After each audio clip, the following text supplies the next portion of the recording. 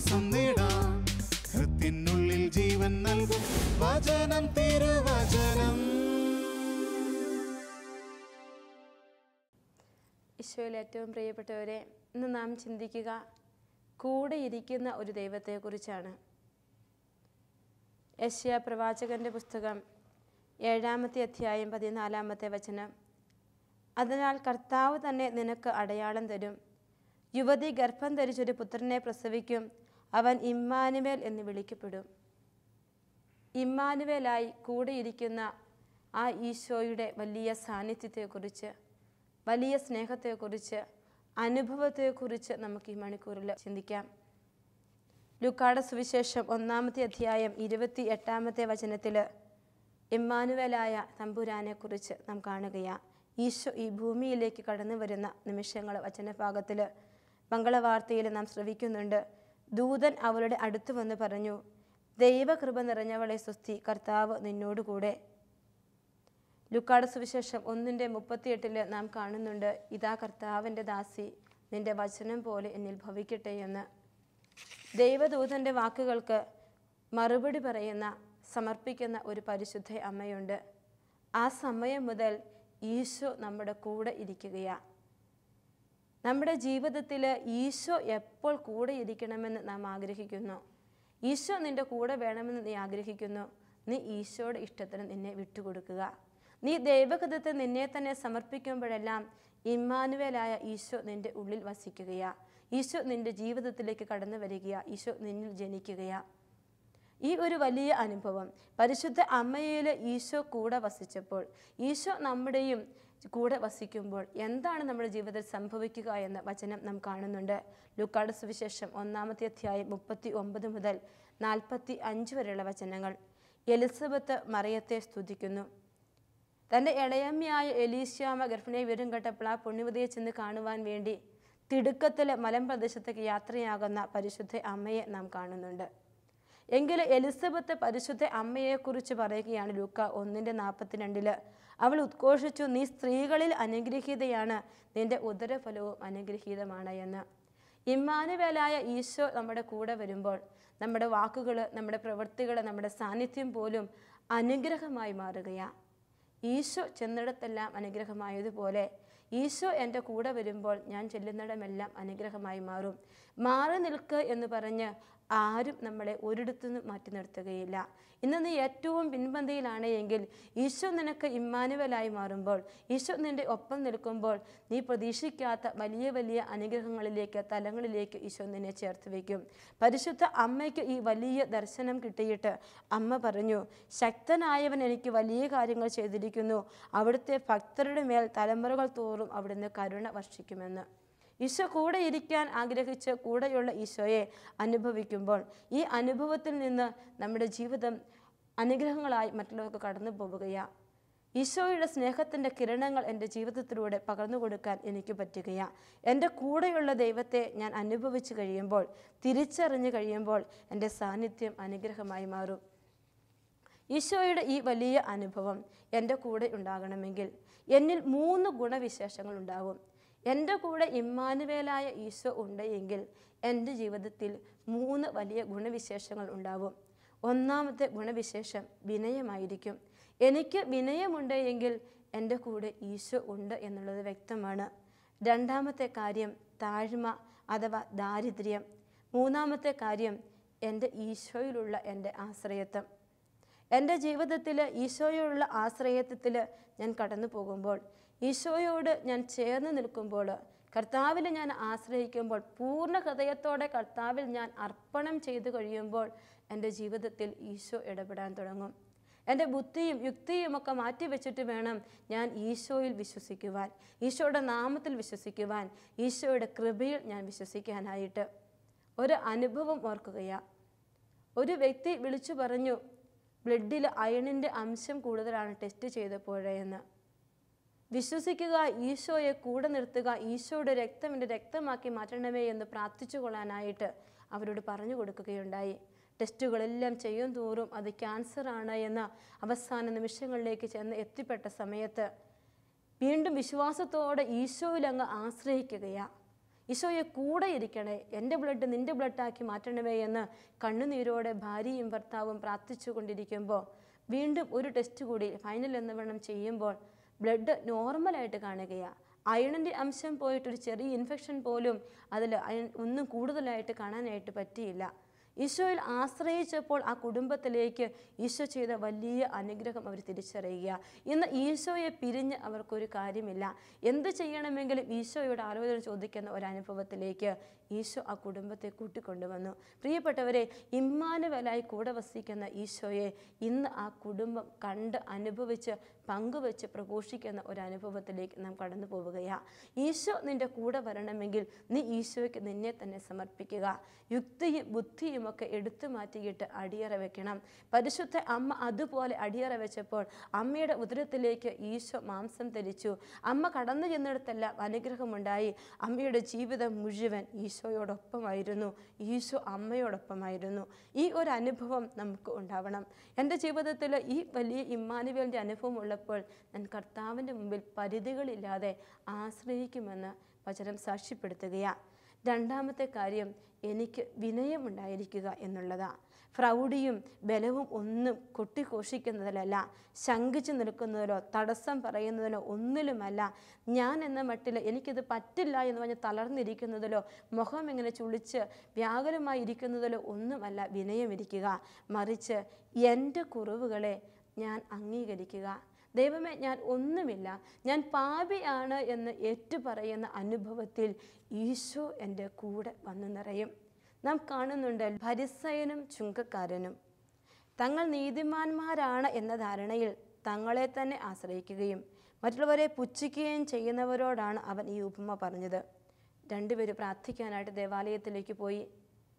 ഫരിസയൻ അവിടെ നിന്ന് ഞാൻ ഇവനെ പോലെ അല്ല എന്നൊക്കെ പറഞ്ഞ് സ്വയം തൻ്റെ പ്രൗഢിയും ബലവും ഒക്കെ ഇങ്ങനെ കൊട്ടിഘോഷിച്ച് ദൈവത്തെ അറിയിക്കുമ്പോൾ ചുങ്കക്കാരൻ ചെയ്യുകയാ.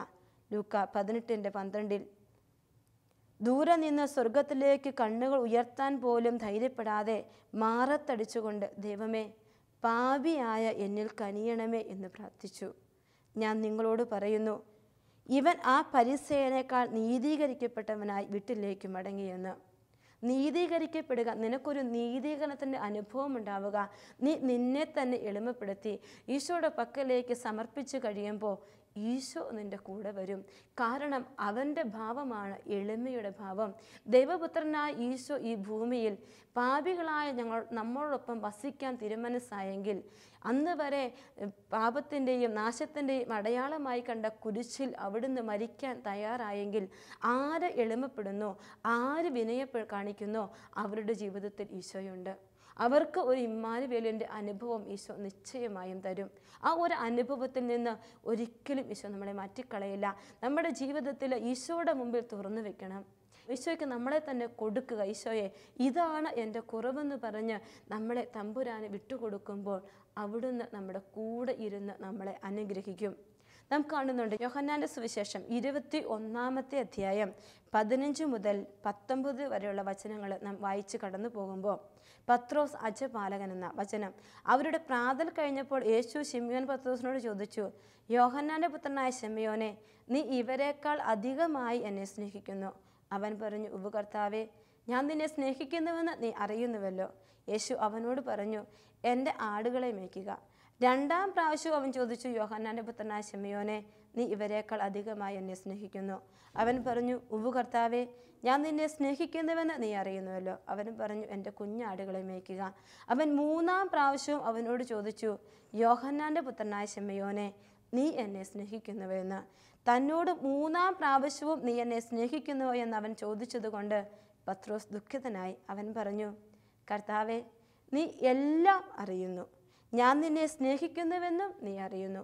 പ്രിയപ്പെട്ടവരെ, ഈശോയുടെ മുമ്പിൽ വിനയമുള്ള ഹൃദയത്തോടെ നീയും പോയി നിന്നിട്ട് ഇങ്ങനെ പറയണം. യോഹന്നാൻ 21:17 കർത്താവേ, നീ എല്ലാം അറിയുന്നു, ഞാൻ നിന്നെ സ്നേഹിക്കുന്നുവെന്നും നീ അറിയുന്നു. ഈ ഒരു അനുഭവം, ഈ ഒരു തുറവി ഈശോയുടെ പക്കൽ നീ സമർപ്പിക്കുമ്പോൾ നിൻ്റെ ജീവിതം കൂടുതൽ വിനയമുള്ളതായി മാറും. നിനക്ക് ഇമ്മാനുവേൽ അനുഭവം ഉണ്ടാവുകയാണ്. ഈ വിനയത്തിലാണ് ഈശോ നിനക്ക് വേണ്ടി പ്രവർത്തിക്കാൻ പോവുക. ഈ എളിമപ്പെടുത്തലിലാണ് ഈശോ നിനക്ക് വേണ്ടി പ്രവർത്തിക്കാനായിട്ട് പോവുക. ഞാൻ പാപിയാണ് എന്ന് അംഗീകരിക്കുന്നതാണ് നിൻ്റെ വിനയത്തിൻ്റെ ആദ്യ ചുവടുവയ്പ്. അല്ലെങ്കിൽ നാം അസൂയ ഉള്ളവരും പരദൂഷണം പറയുന്നവരും മറ്റുള്ളവരുടെ കുറവുകൾ കണ്ടുപിടിക്കുന്നവരും ഒക്കെ ആയി മാറും. ഞാൻ കുറവുള്ളവളാണ് എന്ന് കാണുമ്പോൾ എനിക്ക് മറ്റുള്ളവരുടെ കുറവുകൾ കാണാനായിട്ട് പറ്റില്ല. വിശുദ്ധ പൗലോസ് ലീഹ ഫിലിപ്പിയർക്ക് എഴുതിയ ലേഖനം 2-ാമത്തെ അധ്യായം 1 മുതലുള്ള വചനങ്ങളിൽ ഇങ്ങനെ പറയുന്നുണ്ട്: ഓരോരുത്തരും മറ്റുള്ളവരെ തങ്ങളെക്കാൾ ശ്രേഷ്ഠരായി കരുതണമെന്ന്. എനിക്ക് എൻ്റെ കൂടെയുള്ളവരെ ശ്രേഷ്ഠരായി കരുതുവാൻ, എന്നേക്കാൾ വലിയവരായി കാണുവാൻ എനിക്ക് പറ്റണമെങ്കിൽ ഏറ്റവും താഴ്ന്ന ഒരു മനസ്ഥിതി, ഞാൻ പാപി ആണ് എന്നുള്ളൊരു മനസ്ഥിതി എനിക്കുണ്ടാകുമ്പോഴാണ്, എനിക്ക് കുറവുള്ളവളാണ് അല്ലെ കുറവുള്ള വ്യക്തിയാണ് ഞാനും തിരിച്ചറിയുമ്പോഴാണ് എനിക്ക് മറ്റുള്ളവരെ വലിയവരായി കാണുവാനായിട്ട് സാധിക്കുക. എൻ്റെ ഇല്ലായ്മയിലും ആ ഒരു വലിയ അനുഭവം എനിക്കുണ്ടാവണം. നാം കുരിശിൻ്റെ യാത്രയിൽ, തമ്പുരാൻ്റെ കുരിശിൻ്റെ യാത്രയിൽ ഈശോയുടെ പക്കലേക്ക് ആശ്വാസമായി കടന്നു പോകുന്ന 3 വ്യക്തികളെ നാം കാണുന്നുണ്ട്. ഒന്ന്, ഈശോയുടെ കുരിശ് ചുമക്കാനായി വന്ന ശിമിയോൻ. 2-ാമത്തെ ആൾ 6-ാം സ്ഥലത്തിൽ വെറോനിക്ക എന്ന് പറയുന്ന വ്യക്തി. 8-ാമത്തെ സ്ഥലത്ത് ഈശോയെ ആശ്വസിപ്പിക്കുന്ന ജെറുസലേം നഗരിയിലെ സ്ത്രീകൾ. അവിടെ നാം കാണുക, ഈ 3 വ്യക്തികൾക്കും അവിടെ സമൂഹത്തിൽ വലിയ പ്രാധാന്യമുള്ളവരോ വലിയ പ്രഗത്ഭരോ ഒന്നുമല്ല. ആരാലും അറിയപ്പെടാത്ത കുറച്ച് പേരാ. പക്ഷെ അവരുടെ ഹൃദയത്തിൽ ഈശോയുടെ വലിയ സ്നേഹമുള്ളതുകൊണ്ട് മറ്റുള്ളവർ എന്ത് പറഞ്ഞു കൊള്ളട്ടെ, ആര് എന്ത് വിചാരിച്ചാലും ഒരു പ്രശ്നവും ഇല്ല എന്ന് വിചാരിച്ചാണ് 6-ാമത്തെ സ്ഥലത്ത് നാം കാണുക വെറോനിക്ക പെണ്ണുവതി ഈശോയുടെ തിരുമുഖം തുടയ്ക്കാനായിട്ട് അവിടേക്ക് ചെല്ലുക. പ്രിയപ്പെട്ടവരെ, മറ്റുള്ളവരെ ഒന്നും നോക്കണ്ട. നീ നിൻ്റെ ഈശോയുടെ മുമ്പിൽ മാത്രം നിന്നെ തുറക്കുക, ഈശോയുടെ മുമ്പിൽ നിന്നെ വെച്ചു കൊടുക്കുക, ഈശോയോട് നിൻ്റെ സ്നേഹം പറയുക. നിനക്കെല്ലാം അറിയാമല്ലോ എന്ന് പറയുമ്പോൾ ഈശോ കൂടെ ഇരിക്കും. അത് നാം കാണുന്നുണ്ട്. വെറോനിക്ക പുണ്യവതിയുടെ തൂവാലയിൽ ഈശോയുടെ തിരുമുഖം പതിപ്പിച്ചു കൊടുക്കുന്നത് നാം കാണുന്നുണ്ട്. ആ തിരുമുഖം അവൾക്ക് പതിപ്പിച്ചു കൊടുത്ത് ഈശോ അവളുടെ കൂടെ ഇരിക്കുന്ന അനുഭവം ഇന്നും മായാതെ ആ തൂവാലയിൽ ഈശോയുടെ മുഖം ഇരിക്കുന്നുണ്ട് എങ്കിൽ ഈശോയുടെ മുമ്പിൽ ആരൊക്കെ തന്നെ താഴ്ത്തിക്കൊണ്ട് ഈശോയെ സ്നേഹിക്കാൻ ശ്രമിക്കുന്നോ, മറ്റുള്ളവരുടെ മുമ്പിൽ ഒന്നും കാണിക്കാനല്ല, ഈശോയെ സ്നേഹിക്കാൻ വേണ്ടി ആത്മാർത്ഥമായി ഈശോയുടെ മുമ്പിലേക്ക് ആര് ചെല്ലുന്നോ അവർക്കൊക്കെ ഈശോ വ്യക്തിപരമായ സമ്മാനം തരും, വ്യക്തിപരമായ അനുഗ്രഹം തരും. കൂടെ ഇരിക്കുന്ന ഈശോയെ തിരിച്ചറിയാനായിട്ട് നമുക്ക് പറ്റും. സെഫാന്യ പ്രവാചകന്റെ പുസ്തകം 3-ാമത്തെ അധ്യായം 16-ാമത്തെ വചനത്തിൽ ഇങ്ങനെ പറയുന്നുണ്ട്: ഇസ്രായേലിൻ്റെ ദൈവമായ കർത്താവ് നിങ്ങളുടെ മധ്യയുണ്ട്, നിങ്ങൾ ഇനിമേൽ അനർത്ഥം ഭയപ്പെടേണ്ടതില്ല എന്ന്. ആരുടെയൊക്കെ ജീവിതത്തിൽ ഭയമുണ്ടോ അവർക്ക് ഈശോയുടെ അനുഭവം കിട്ടിയിട്ടില്ല, ഇമ്മാനുവേലിൻ്റെ അനുഭവം കിട്ടിയിട്ടില്ല. വചനം പറയുക, ഇസ്രായേലിൻ്റെ ദൈവമായ കർത്താവ് നിങ്ങളുടെ മധ്യയുണ്ട്, ഇനിമേൽ നിങ്ങൾ അനർത്ഥം ഭയപ്പെടേണ്ടതില്ല. കാരണം ഈശോയ്ക്ക് അസാധ്യമായി ഒന്നുമില്ല. ഈശോ കൂടെ നിൽക്കുകയാണ്. അനർത്ഥങ്ങളെയൊക്കെ അതിജീവിക്കുന്ന ഈശോ കൂടെ നിൽക്കുകയാണ്. ഇസ്രായേൽ മക്കളെ, നിങ്ങൾ ഭയപ്പെടേണ്ടെന്ന് പറഞ്ഞ പ്രവാചകൻ അവരെ ധൈര്യപ്പെടുത്തുന്നത് നാം ഇവിടെ കാണുന്നുണ്ട്. ഞാൻ നിൻ്റെ മധ്യത്തിൽ, വീണ്ടും നാം കാണുന്ന സെഫാന്യ പ്രവാചകന്റെ പുസ്തകം 3-ാമത്തെ അധ്യായം 1 മുതലുള്ള വചനങ്ങൾ വായിക്കുമ്പോൾ, ഞാൻ നിൻ്റെ മധ്യത്തിൽ വിനയവും എളിമയുമുള്ള ഒരു ജനതയെ അവശേഷിപ്പിക്കുമെന്ന്. അപ്പോൾ ദൈവം എന്നിൽ നിന്ന് ആവശ്യപ്പെടുക വിനയവും എളിമയുമുള്ള ഒരു ജനതയായി ഞാൻ മാറണമെന്നാണ്. 3-ാമത്തെ സവിശേഷ ഗുണമെന്ന് പറയുക ദാരിദ്ര്യമാണ്. ഈശോ എൻ്റെ കൂടെ ഉള്ളപ്പോൾ എനിക്ക് ദാരിദ്ര്യത്തിൻ്റെ മനോഭാവം ഉണ്ടാവും. മത്തായിയുടെ സുവിശേഷം 5-ാമത്തെ അധ്യായം 3-ാമത്തെ വചനം, ആത്മാവിൽ ദരിദ്രരായവർ ഭാഗ്യവാന്മാർ, സ്വർഗരാജ്യം അവരുടേതാണ്. സ്വർഗരാജ്യം എവിടെയുണ്ടോ അവിടെ ഈശോയുണ്ട്. ഈശോ ഇല്ലെങ്കിൽ സ്വർഗരാജ്യവുമില്ല. അപ്പോൾ എൻ്റെ ആത്മാവിൽ ദാരിദ്ര്യത്തിൻ്റെ മനോഭാവം എനിക്കുണ്ടാകുമ്പോൾ എൻ്റെ കൂടെ ഈശോ ഇരിക്കും. മത്തായിയുടെ സുവിശേഷത്തിൽ നാം കാണുന്നുണ്ട്, വായിച്ച് കടന്നു പോകുമ്പോൾ ഈശോ സ്വർഗരാജ്യത്തെക്കുറിച്ച് പറയുമ്പോൾ, സ്വർഗരാജ്യത്തിലേക്ക് നാം കടന്നു ചെല്ലുമ്പോഴൊക്കെ ഈശോ ചെറിയ ചെറിയ കാര്യങ്ങൾ ശ്രദ്ധിക്കാനാണ് ഈശോ പറയുക. ഏറ്റവും ചെറിയ കാര്യങ്ങൾ വഴി കടുകുമണിയോളം വിശ്വാസമുണ്ടെങ്കിൽ വളരെ ചെറിയ മാവിനെക്കുറിച്ച്, പുളിപ്പുള്ള മാവിനെക്കുറിച്ചൊക്കെ ഈശോ സ്വർഗരാജ്യത്തെക്കുറിച്ച് പറയുക. അപ്പോൾ ഏറ്റവും ചെറിയ കാര്യം, ഒന്നുമില്ലായ്മ, നിൻ്റെ ശൂന്യത, നിൻ്റെ ആത്മാവിൻ്റെ ദാരിദ്ര്യം, അത് ഈശോയ്ക്ക് വെച്ചു കൊടുക്കുക. എന്നിട്ട് പറയണം, ദൈവമേ നീയാണ് എൻ്റെ സമ്പത്ത് എന്ന്. എൻ്റെ ശൂന്യതയിൽ ഇമ്മാനുവേലായി സമ്പത്തായി അവൻ കടന്നു വരും. ആ ഒരു അനുഭവമാണ് തൻ്റെ സ്നേഹിതർക്ക് അവിടെ നൽകുക. ഈ ഒരു ദാരിദ്ര്യ മനോഭാവം എനിക്കുണ്ടാകുമ്പോൾ എൻ്റെ സഹോദരങ്ങൾ എനിക്ക് വിലപ്പെട്ടവരായി മാറും. ഈശോയ്ക്ക് അവരും പ്രിയപ്പെട്ടവരാണ്. എനിക്ക് അവരെ മാറ്റി നിർത്താൻ പറ്റില്ല. കാരണം എനിക്ക് സമ്പത്ത് എന്ന് പറയുക ഈശോയാണെങ്കിൽ ഈശോയ്ക്ക് പ്രിയപ്പെട്ടവർ എൻ്റെ സമ്പത്തായി മാറും. നമുക്ക് ഡീക്കൻ ലോറൻസ് എന്ന് പറയുന്ന ഒരു വ്യക്തിയുടെ ജീവിതത്തിൽ ഒരു കാര്യം പറയുന്നുണ്ട്. അദ്ദേഹത്തെ ചക്രവർത്തി അറസ്റ്റ് ചെയ്യുക. രൂപതയുടെ ഖജാൻജി എന്ന ഡീക്കൻ ലോറൻസ് ചക്രവർത്തി അറസ്റ്റ് ചെയ്തു കഴിഞ്ഞപ്പോൾ മരിക്കാതിരിക്കണമെങ്കിൽ രൂപതയുടെ സമ്പത്ത് മുഴുവൻ കൊണ്ടുവന്ന് കൊട്ടാരത്തിൽ സമർപ്പിക്കണമെന്ന് രാജാവ് ആവശ്യപ്പെട്ടു. അപ്പോൾ ഡീക്കൻ ലോറൻസ് പുറത്തേക്ക് ഇറങ്ങിയിട്ട് അവിടെയുള്ള പാവപ്പെട്ടവരെ മുഴുവനായി കൂട്ടിച്ചേർത്ത് രാജകൊട്ടാരത്തിലേക്ക് കൊണ്ടുവന്നിട്ട് പറഞ്ഞു, ഇതാണ് രൂപതയുടെ സമ്പത്ത്, ഇവരാണ് രൂപതയുടെ ആകെയുള്ള കൈമുതൽ, ഇനി എന്നെ നിങ്ങൾക്ക് കൊല്ലണമെങ്കിൽ കൊല്ലാമെന്ന്. പ്രിയപ്പെട്ടവരെ, ആത്മാവിൽ ദരിദ്രരായവർക്ക്, പാവങ്ങളും ബലഹീനരും പീഡിതരുമായവരൊക്കെ തൻ്റെ വലിയ സമ്പത്തായിരിക്കും, ഏറ്റവും പ്രിയപ്പെട്ടവരായി മാറും. ഒരു ബാങ്കിൻ്റെ തലവനായി നീ ജീവിച്ചാലും ദരിദ്രനായിരിക്കാൻ നിനക്ക് പറ്റും. മറ്റുള്ളവരെ സേവിക്കുമ്പോൾ നിൻ്റെ ഹൃദയം ദരിദ്രമായി മാറും. ഈ ഒരു അനുഭവം നമുക്ക് വേണം. ഈശോയുടെ പക്കലുള്ള ആ ഒരു ഇമ്മാനുവേലിൻ്റെ അനുഭവം നമുക്ക് കിട്ടുമ്പോഴാണ് നമ്മുടെ ജീവിതം അനുഗ്രഹമായി മാറുക. സന്തോഷിച്ചുകൊണ്ട് നമ്മുടെ ജീവിതത്തെ മുന്നോട്ട് കൊണ്ടുപോകാൻ പറ്റുള്ളൂ. ഇനി ഇമ്മാനുവേലായ ഈശോ എൻ്റെ കൂടെ വരുമ്പോൾ എനിക്കുണ്ടാകേണ്ട മറ്റൊരു വലിയ മനോഭാവം എന്ന് പറയുക, അല്ലെങ്കിൽ എൻ്റെ ഒരു സ്ഥായിയായ ഭാവം എന്ന് പറയുക, എൻ്റെ ജീവിതത്തിൻ്റെ സന്തോഷമാണ്. എൻ്റെ ജീവിതത്തിൻ്റെ സന്തോഷമാണ്. നിരാശകൾ നീക്കാൻ, അന്ധകാരത്തെ നീക്കാൻ ഈശോ പുൽക്കൂട്ടിൽ ജാതനാവുകയാണ്. അപ്പോൾ എൻ്റെ ജീവിതത്തിൻ്റെ സങ്കടങ്ങളെ എടുത്തു മാറ്റുന്ന, തൂത്തുമാറ്റുന്ന ഒരു സന്തോഷമായി ഇമ്മാനുവേലായ ഈശോ എൻ്റെ ജീവിതത്തിൽ കടന്നു വരണം. ഒരാളുടെ സ്ഥായിയായ സന്തോഷത്തിൻ്റെ അടിസ്ഥാന കാരണമെന്ന് പറയുക ദൈവം തൻ്റെ കൂടെ ഉണ്ട് എന്നുള്ള തിരിച്ചറിവാണ്. ഇത് അനുഭവിച്ച പരിശുദ്ധയമ്മ നിൻ്റെ കൂടെയുള്ള ദൈവ സാന്നിധ്യം തിരിച്ചറിഞ്ഞ് അതിൽ ആനന്ദം കണ്ടെത്തി നിൻ്റെ ജീവിതം അനുഗ്രഹമാക്കുമ്പോഴാണ് ഇമ്മാനുവേൽ അനുഭവത്തിലേക്ക് നീ വളർന്നുകൊണ്ടിരിക്കുക. ഈ കൂടെ നിൽക്കുന്ന ഈശോയെ അനുഭവിച്ചറിയണം. ഓരോ നിമിഷങ്ങളിലും ഓരോ കാര്യങ്ങളിലും ഈശോയെ അനുഭവിച്ചറിയാൻ പറ്റണം. ഈ ഒരു അനുഭവം നിനക്കുണ്ടെങ്കിൽ അവൻ്റെ മുമ്പിൽ നിനക്കൊരു സ്വാതന്ത്ര്യമുണ്ട്. ഇമ്മാനുവേലായ ഈശോയുടെ മുമ്പിൽ നീ സ്വാതന്ത്ര്യത്തോടെ സംസാരിക്കാൻ തുടങ്ങും. നീ അവനോട് ചോദിക്കുന്നതെന്തും അവൻ നിൻ്റെ കൈകളിലേക്ക് വെച്ച് തരും. ഈ ഇമ്മാനുവേൽ അനുഭവം ലഭിച്ച ഒരു വ്യക്തി എന്നോട് സംസാരിച്ചത് ഇങ്ങനെയാണ്. ആ വ്യക്തി പറയുകയാണ്, സിസ്റ്ററെ, ഞാനൊരു അനാഥ ആലയത്തിൽ ജനിച്ചു വളർന്ന വ്യക്തിയാണ്. ദൈവത്തിൻ്റെ കൃപ കൊണ്ടാണ് എനിക്ക് ഭർത്താവും 2 കുഞ്ഞുങ്ങളുമൊക്കെ ലഭിച്ചത്. അങ്ങനെ ഇരിക്കുമ്പോൾ ഒരു ദിവസം എൻ്റെ ഭർത്താവ് വീട്ടിലില്ലാത്ത ദിവസം എൻ്റെ ഇളയ കുട്ടി പെട്ടെന്ന് ഫിക്സ് അടിച്ചിട്ട് ഹോസ്പിറ്റലിൽ കൊണ്ടുപോയി. ഹോസ്പിറ്റലിൽ കൊണ്ടുപോയി കിടത്തിയിട്ട് ICUവിലേക്ക് കയറ്റി ശക്തമായ സീരിയസ് ആയ ഒരു അവസ്ഥയിലേക്ക് പെട്ടു. ഡോക്ടർമാർ വന്നിട്ട് എന്നോട് പറഞ്ഞു, ഇനി ഒന്നും ചെയ്യാനില്ല, എന്താണെങ്കിലും മരിക്കുമെന്നുള്ളത് ഉറപ്പാണ്, അറിയിക്കുന്നവരൊക്കെ അറിയിച്ചു കൊള്ളുക എന്ന്. അപ്പോൾ ആ ICUവിൻ്റെ മുമ്പിൽ നിൽക്കാതെ ഞാൻ ഓടി ഈശോയുടെ അടുക്കൽ ചെന്നിട്ട് ഈശോയോടെ ചാപ്പലിലേക്ക് കയറിയിട്ട് ഇത്രയും പറഞ്ഞു, എൻ്റെ ഈശോയെ, ഇത്രയും പേരെ തന്നത് നീ തന്നെയാണ്. ഇനി ഇവരെ നീ തിരിച്ചെടുക്കാൻ ആഗ്രഹിക്കുന്നുണ്ടെങ്കിൽ എടുത്തു, പക്ഷേ നീ എൻ്റെ കൂടെ ഉണ്ടെന്ന് എനിക്ക് ഉറപ്പുള്ളത് കൊണ്ട് എനിക്ക് എൻ്റെ മോനെ തിരിച്ചു തരണമെന്ന് ഞാൻ വാശിയോടെ പ്രാർത്ഥിക്കുകയാണെന്ന് അവൾ പറഞ്ഞു. അവിടെ മുട്ടയെ കുത്തി നിന്ന് അവൾ പ്രാർത്ഥിച്ചു. ഒരു ജപമാല ചൊല്ലി പുറത്തിറങ്ങി വന്നപ്പോൾ ഡോക്ടർമാർ പറയുകയാ, നല്ല വ്യത്യാസമുണ്ട്, 3 ദിവസങ്ങൾക്കുള്ളിൽ ICUവിൽ നിന്ന് പുറത്തിറക്കാമെന്ന്. ഇന്ന് കുട്ടി നല്ല ആരോഗ്യമായി ഓടി നടക്കുകയാണ്, നന്നായി പഠിക്കുന്ന ഒരു കുട്ടി. പ്രിയപ്പെട്ടവരെ, ഇമ്മാനുവേൽ അനുഭവമുള്ളിടത്ത് സ്വാതന്ത്ര്യമുണ്ട്, സന്തോഷമുണ്ട്. അവൻ്റെ ജീവിതം പ്രതീക്ഷയുള്ളതായിരിക്കും.